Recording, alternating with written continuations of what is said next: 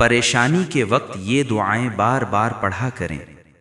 لا الہ الا اللہ العظیم الحلیم، لا الہ الا اللہ رب السماوات والارض ورب العرش العظیم۔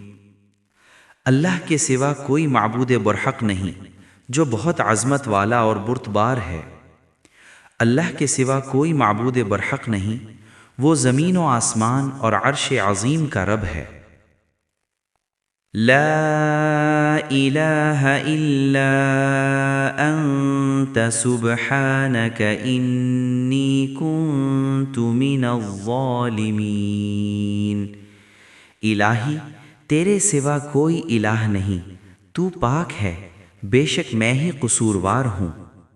اللہ اللہ ربی لا اشرک بہ شیئا، اللہ صرف اللہ ہی میرا رب ہے، میں اس کے ساتھ کسی کو شریک نہیں کرتا۔